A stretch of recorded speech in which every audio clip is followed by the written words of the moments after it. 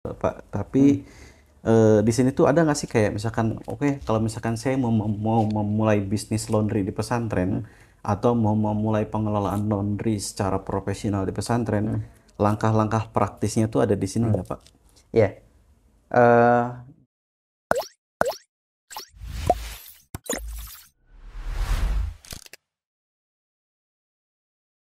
Assalamualaikum warahmatullahi wabarakatuh. Kembali lagi dengan saya di channel YouTube Laundry Pesantren, channel yang khusus membahas masalah laundry di pesantren. Nah, kali ini saya bersama Bapak Khalid Anwar Hidayat selaku CEO dari Laundry Pesantren, dan hari ini kita akan berbincang-bincang lagi untuk membahas sebuah hasil karya beliau yang didedikasikan untuk pesantren, yaitu buku Revolusi Laundry Pesantren. Assalamualaikum, Pak Khalid. Waalaikumsalam. Sehat, Pak? Sehat, Pak. Baik, Alhamdulillah. Sibuk apa aja nih, Pak, hari ini, Pak? eh, Alhamdulillah hari ini sedang banyak hal yang dilakukan, terutama eh, karena memang spesifikasi di laundry pesantren ya. Jadi sedang mulai lagi untuk silaturahmi ke pesantren-pesantren dan tentunya banyak hal yang sebetulnya kalau dikulik tentang potensi pesantren dalam pengembangan bisnis itu banyak sekali. Maka sebetulnya laundry pesantren ini bagian satu dari sekian banyak potensi yang ada. Satu dari Gitu. sekian banyak potensi yang ada. Nah, kita bahas lebih spesifik terkait buku Revolusi Laundry Pesantren ini sendiri, Pak. Nah, ini bukunya sudah ada, teman-teman, dan ini nanti bisa didapatkan linknya di sini ya untuk Revolusi Laundry Pesantren ini. Eh, Boleh saya tanya sesuatu, Pak? Ini inspirasinya tuh dari mana nih, Pak? Jadi sebuah karya buku Revolusi Laundry Pesantren seperti ini. Ya, buku Revolusi Laundry Pesantren ini awal mulanya adalah sebetulnya dari sebuah SOP, SOP laundry. Dikembangkan menjadi Tapi sebuah buku berarti betul. ya. Jadi Oke. awalnya buku SOP yang saat itu berkembang, kemudian banyak pertanyaan-pertanyaan dari pesantren terutama yang baik itu yang belum memiliki laundry maupun yang sudah memiliki laundry tapi belum tersinkronisasi antara satu sistem dengan sistem lainnya. Sehingga banyak hal teknis yang sebetulnya pertanyaannya terus berulang. Nah, dari situ kemudian pertanyaan-pertanyaan itu diramu, disinkronkan dengan SOP yang sudah kita punya dari sisi pengelolaan bisnis laundry pesantren. Nah, baru kemudian eh, ya mungkin sedikit ditambahkan beberapa hal terkait dengan mindset bisnis ekonomi laundry, ekonomi pesantren. Itu yang pertama. Yang kedua, tentunya harapannya sih ini menjadi legasi ya. Karena di dunia laundry pesantren ini kan kita termasuk yang pertama kali memulai di 2016.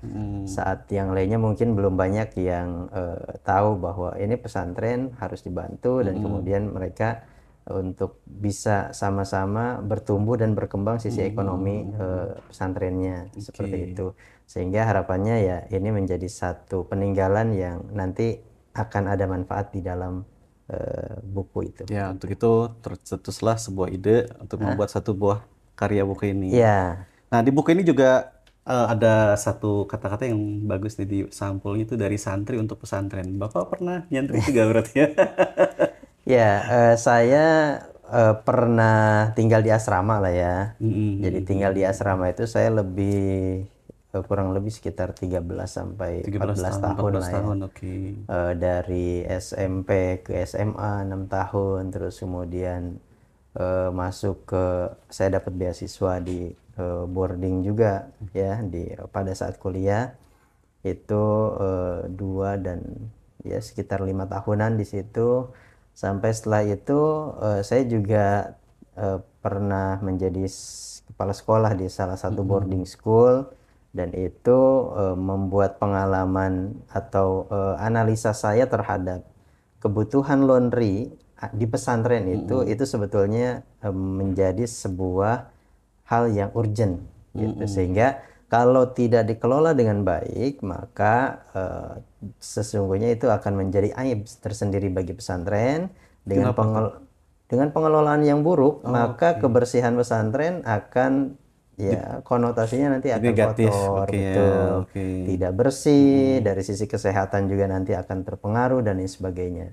Nah, maka dari itu pengalaman-pengalaman saya tinggal di pesantren baik sebagai penuntut ilmu maupun sebagai orang yang barangkali memberikan pembimbingan kepada santri-santri menjadi satu pengalaman berharga untuk saya kembangkan di laundry pesantren itu. Oke. Nah, kan yang saya tahu nih Pak, kebanyakan itu kan di pesantren itu eh kemandirian yang diindikan kan, kayak santri itu harus nyuci sendiri, kalau nggak nyuci sendiri nggak mandiri lah. Memang Bapak melihat searjen apa tuh pengelolaan laundry di pesantren sampai berarti itu menghilangkan sisi kemandirian santri dong kalau kayak gitu. Ya, saya flashback dulu ya ke tahun 80, tahun 90-an, di mana era pesantren itu menjadi konotasinya kurang baik lah ya. Saat ada orang atau anak yang, oh ini anaknya bandel, saya kirimkan ke pesantren gitu ya. Orang tua di tahun 90-an mungkin masih berpikir seperti itu. Makanya isinya pesantren itu banyak orang-orang orang-orang bandel gitu ya. Nah, ini yang saat ini itu sudah terdistrupsi, di mana pendidikan boarding school saat ini dia juga mampu berkompetisi dengan sekolah-sekolah umum dan sekolah-sekolah unggulan swasta lainnya. Nah, berarti ketika ini sudah mulai ada pergeseran, ada kenaikan signifikan dari pola pikir sebuah pesantren dalam membangun dan mengelola pesantrennya lebih profesional dan modern. Nah, saat peralihan ini, makanya di 2010-an mungkin ya, artinya bahwa banyak boarding school atau sekolah-sekolah, bahkan pesantren-pesantren yang memodernisasi sistemnya, yang kemudian juga memperbaiki fasilitasnya dan juga layanannya, termasuk habitnya, termasuk juga standarnya. Artinya bahwa mungkin dulu seperti yang Pak Wahyu tadi sampaikan, bahwa kalau santri nggak nyuci berarti dia belum Belum dikategorikan belum mandiri nih belum santrinya. mandiri gitu, karena indikator kemandirian itu mereka masih melihat hanya satu. Jadi hanya diukur dengan proses cuci mencuci. Padahal kan tidak hanya seperti itu saja. Itu cuma dari satu aspek aja. Betul, nyuci piring dia mungkin juga bagian dari kemandirian. Atau misalkan cuci kaos kaki, cuci daleman, ya, kalau hanya sekedar untuk memberikan skill atau knowledge kepada mereka, ya mungkin itu juga cukup gitu. Tapi hari ini dengan jam kegiatan yang begitu padat, pembelajaran yang begitu ya di waktu yang terbatas itu, maka pesantren-pesantren sudah mulai berpikir, wah nggak efektif santri nyuci sendiri, berapa banyak air yang terbuang, berapa penggunaan deterjen atau limbah produksi yang harus dikeluarkan ke got-got pesantren itu, Ya, jadi kalau limbahnya kemudian gitu ya. tidak dikelola dengan baik dan benar. Gitu. Jadi adanya laundry di pesantren hari ini yaitu bagian dari era yang hari ini sudah mulai banyak pesantren memiliki kebutuhan tentang itu. Gitu. Oke, karena tadi ada pergeseran fungsi, tapi bukan pergeseran fungsi. Level up sekarang tuh ya, si pesantren itu lebih level up. Jadi fasilitasnya juga harus menyesuaikan. Dan makna itu mungkin sudah ketinggalan zaman ya pemikiran kayak gitu sih ya. Ya, paradigmanya sudah mulai bergeser. Bergeser, oke. Nah, tadi yang selain yang menarik menurut saya kan ini kan salah satu tadi yang Bapak buatkan ini kan memang intinya kan kayak Bapak tuh miris mungkin ya dari dulu melihat pengelolaan laundry atau pengelolaan cucian santri di pesantren itu tidak dikelola dengan baik dan akhirnya juga Bapak bikin ini sebagai satu buah legasi juga. Nah, pasti kan tidak hanya itu, Bapak juga kan pasti punya tujuan tertentu gitu kan. Tujuan Bapak bikin buku ini tuh yang Bapak harapkan dari pembaca atau pembaca buku ini di pesantren itu apa sih, Pak? Ya, berdasarkan data Ditpontren Kemenak ya, .go.id di 2022. Nah, hari ini mungkin 2024, datanya bisa terus bertambah. Saat itu jumlahnya ada pesantren di Indonesia itu lebih dari 27.000 sampai 28.000 Di seluruh Indonesia. pesantren di seluruh Indonesia. 27.000 Itu yang terdata di Kemenag, Hmm. di Pontren. Bisa dibayangkan pondok-pondok yang barangkali belum terdaftar ya, karena ada juga yang sudah berjalan operasionalnya tapi belum mengurus perizinan dan lain sebagainya. Nah, amat sangat berharap sekali bahwa pesantren itu sudah melihat sisi potensi ini, di mana ada potensi yang pesantren itu mungkin hari ini sudah harus berpikir bahwa jangan sampai pesantren itu apa ya, mungkin orang melihatnya oh ini semuanya menengadah ke Oh. atas semua nih gitu ya. Ya udah pokoknya minta bantuan atau sosial dan lain sebagainya, seolah pesantren itu orang apa ya, kaum termarginal lah, level bawah yang ketika apa-apa minta, ketika apa-apa minta gitu. Bisa nggak pesantren itu malah justru memberi? Dari mana bisa memberinya? Dari unit usaha-usaha yang dikembangkannya. Ada kok beberapa pesantren yang hari ini justru malah mereka memberikan begitu banyak beasiswa untuk santrinya. Dan hasil kualitas santrinya juga berkualitas. Kenapa? Karena hasil dari seleksi yang ketat itu gitu.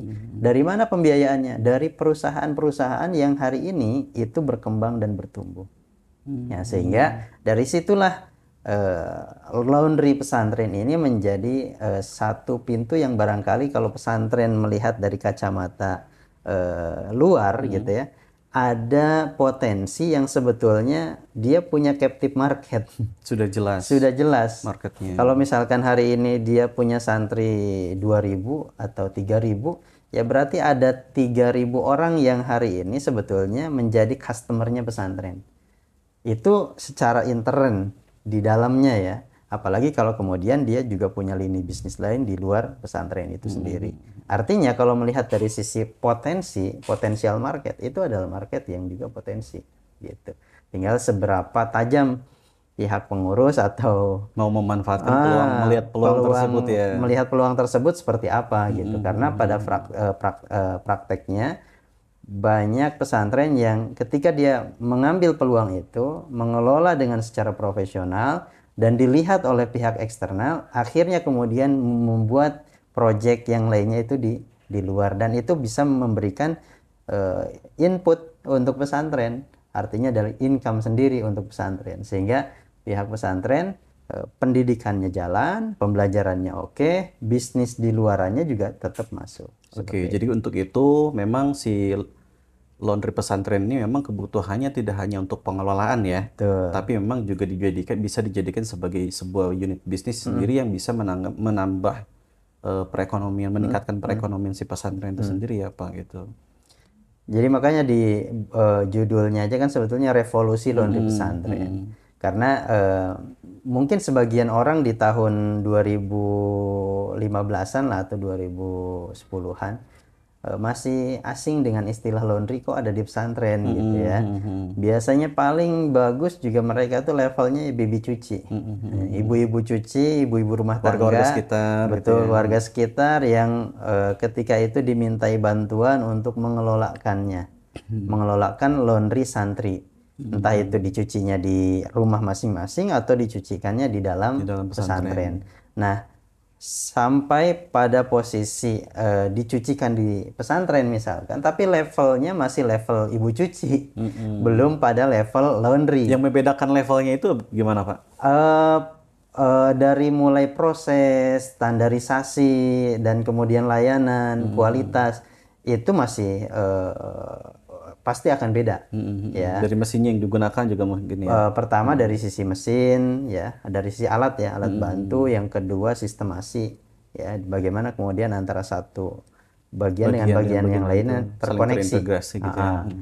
Nah, kemudian yang ketiga ada standarisasi dari sisi kualitas dan lain sebagainya, sehingga ini juga menjadi tantangan sendiri. Makanya kemudian buku ini hadir, harapannya adalah ini loh pengelolaan laundry santri di pesantren itu seperti ini gitu. Supaya nanti semua sudah ada di sini berarti. Semuanya ada di situ. Semua sudah ada di sini. sedikit bocoran nih Pak. Kalau boleh tahu laundry pesantren sekarang mitranya sudah berapa nih, Pak? Ya, kalau berdasarkan database saat ini kita sudah bermitra dengan kurang lebih 180-an 180 pesantrennya pesantren seluruh Indonesia. seluruh Indonesia Oke. gitu. Dan Terbanyak di wilayah mana saja tuh Pak? saat ini masih di Pulau Jawa. Masih Pulau Jawa Masih ya? Pulau Jawa, walaupun ya sudah ada beberapa yang di luar Pulau Jawa, tapi itu tidak banyak. Karena memang 82% jumlah tadi dari 28.000 Ya, terbanyak itu sekian di Pulau itu Jawa. adanya di Pulau Jawa. Jadi kita masih banyak menyasar di Pulau Jawa. Nah, selebihnya nanti mudah-mudahan ada efek gunung salju yang bisa juga memberikan informasi lebih luas lagi.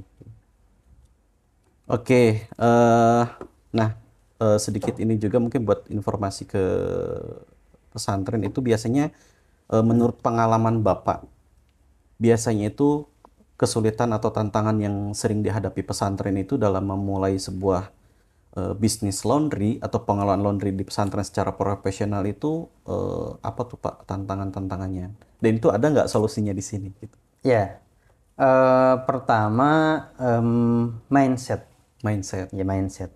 Karena dari mindset itulah yang nantinya akan dia punya spirit, punya semangat untuk melakukan perbaikan.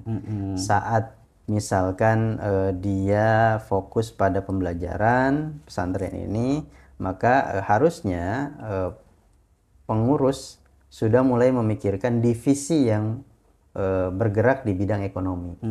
Nah, entah itu bentuknya koperasi atau misalkan unit usaha yang memang dia fokus untuk mengurusi bidang-bidang usahanya pesantren. Oke. Gitu ya.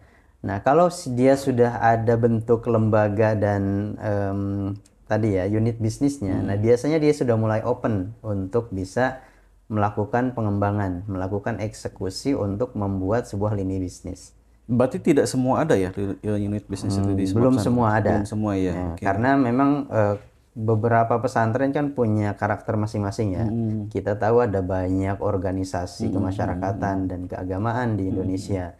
Anggap saja misalkan ada NU, ada Muhammadiyah, Persis, dan lain sebagainya, banyak sekali. Yang hari ini mungkin kumpulan mereka ada di MUI itu, perwakilan masing-masing.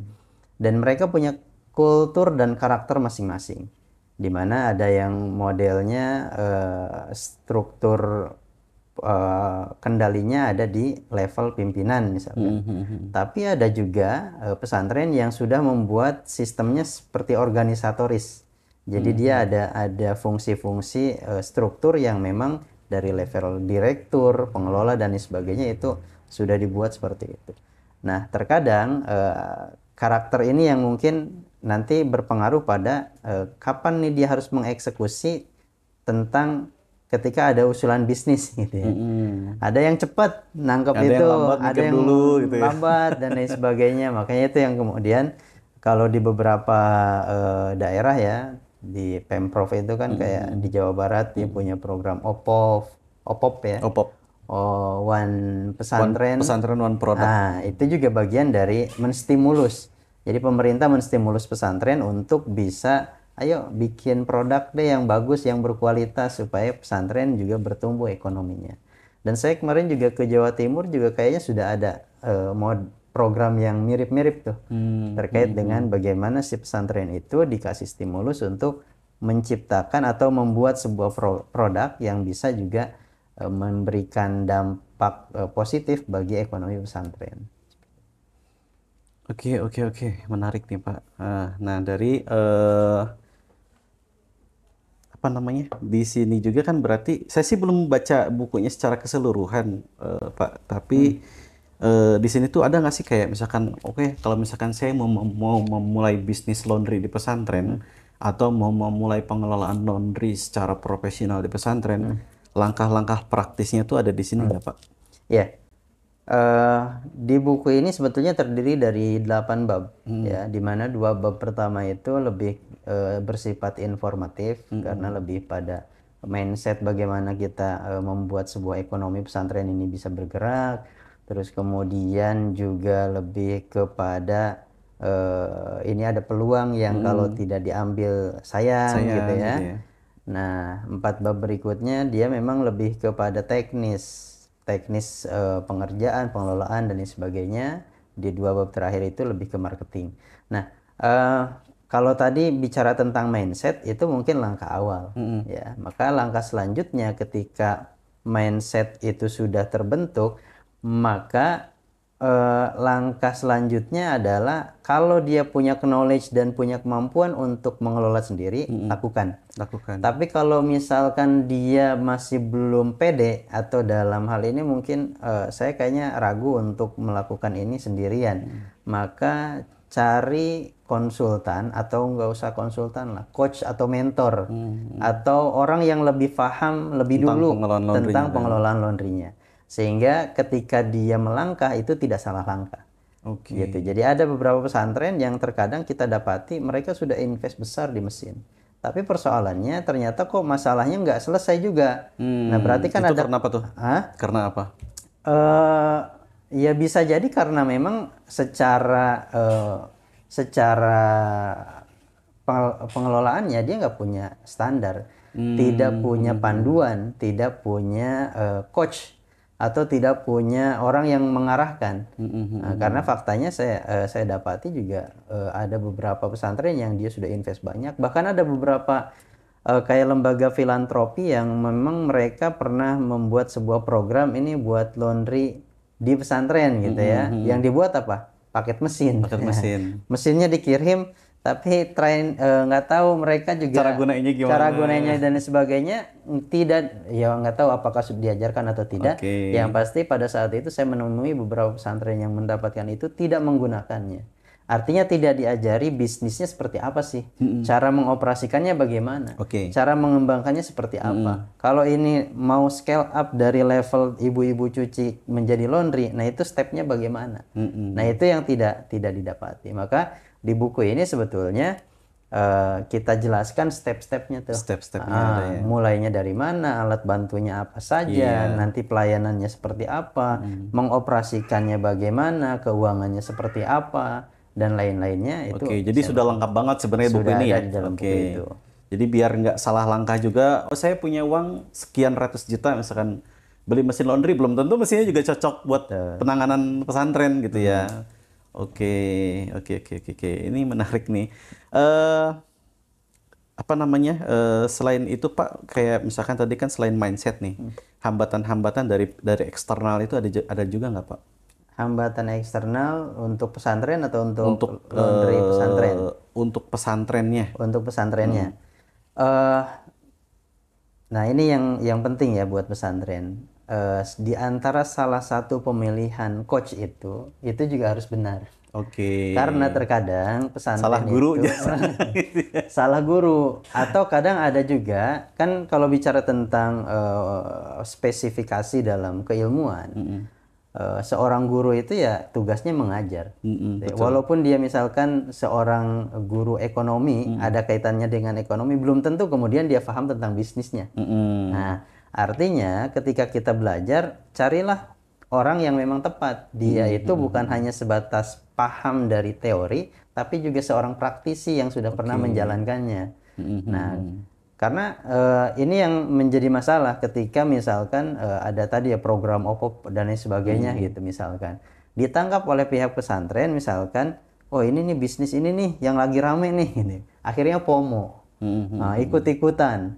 Nah, dia tidak melihat bahwa bisnis ini ternyata nggak sustainable. Tidak melihat panjang ke depan.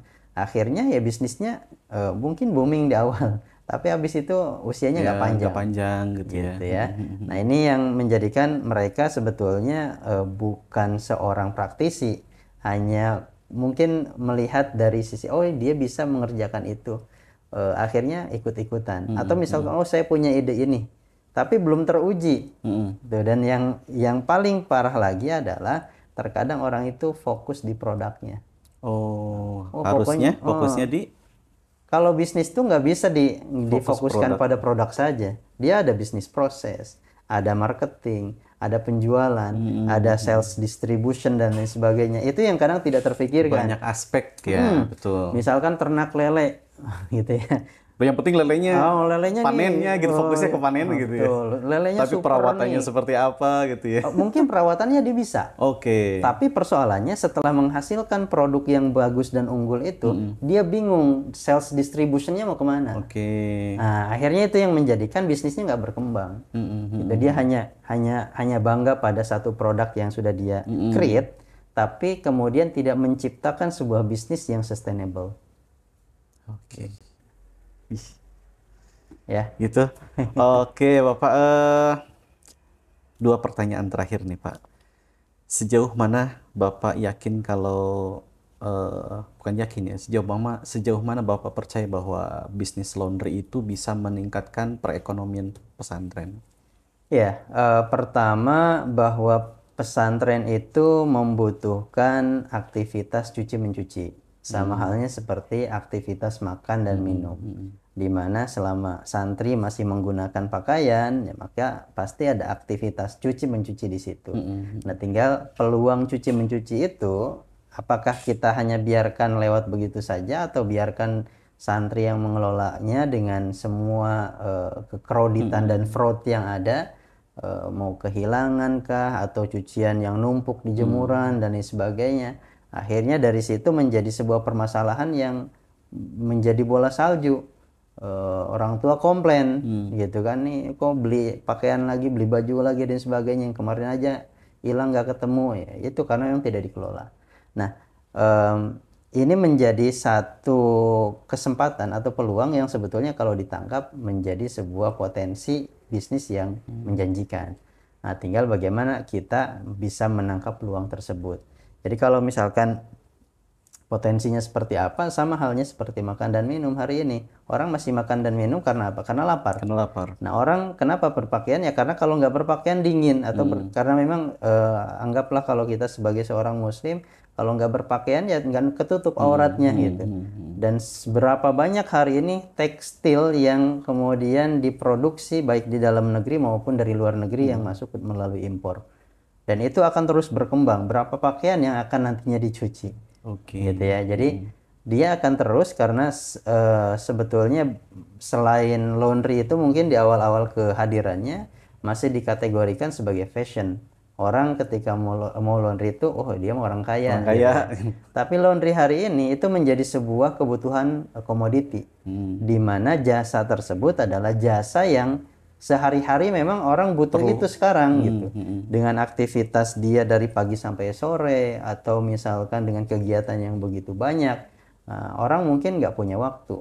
Ya, kalaupun misalkan ada waktunya, aduh nanti bikin jemurannya, aduh nanti nyucinya bagaimana, aduh nanti waktu saya tersita dan lain sebagainya. Banyak hal yang pada akhirnya menuntut hadirnya laundry menjadi solusi. Oke, dan selain itu memang tadi ada captive market yang memang sudah jelas itu, dan di kalau tidak pesantren, dimanfaatkan memang sangat sayang sekali gitu nah, ya. di pesantren itu sudah ada captive marketnya. Lain halnya dengan laundry Umum ya, atau kita harus nyari konvensional. customer dulu gitu ya. Harus menyiapkan tim marketing online, marketing offline, canvassing dan lain sebagainya, sehingga mereka tidak tidak semudah pesantren untuk mengelola. Kalau gitu. pesantren tinggal dikelola Iya, aja gitu tinggal ya. manajemennya dirapihkan, pengelolaannya dipersiapkan, standarisasi. Gitu. Oke. Terakhir Pak, harapan Bapak untuk pesantren-pesantren di seluruh Indonesia dengan membeli buku ini seperti apa Pak? Ya, berharap sih masih setiap pesantren minimal pernah baca lah. Kalau seandainya tidak punya kemampuan buat memiliki, saya rasa masih bisa lah. Iya. Kalau tidak punya sih nggak mungkin sih ya, tapi emang belum. Tadi mindsetnya belum terima. Makanya nanti baca bukunya, harapannya bahwa semua pesantren bisa melihat peluang dan potensi bisnis laundry pesantren ini. Karena ya dari mitra-mitra yang sudah kita dampingi itu, akhirnya mereka mengembangkan sendiri. Artinya ketika laundry internalnya kebutuhannya sudah selesai, mereka bahkan kemudian ketika sudah melihat, oh iya hitung-hitungannya masuk nih, gitu ya, langsung kemudian mereka membuat workshop lagi di beberapa titik di luar. Nah itu tandanya bahwa oh segmen laundry itu mau di dalam ataupun di luar, dia sebetulnya masih work untuk dijalankan gitu. Oke, siap. Terima kasih Pak Khalid Siap. atas bincang-bincangnya. Kita nanti saya belum baca semua, nanti saya baca semuanya Harus depan. baca lah Pak Wahyu. Iya, oke. Terima kasih. Sehat terus Pak Khalid. Semoga Siap. sukses dengan laundry pesantrennya lagi. Eh, terima kasih. Saya tutup teman-teman. Nanti tunggu video-video selanjutnya. Terima kasih. Assalamualaikum warahmatullahi wabarakatuh. Assalamualaikum warahmatullahi wabarakatuh.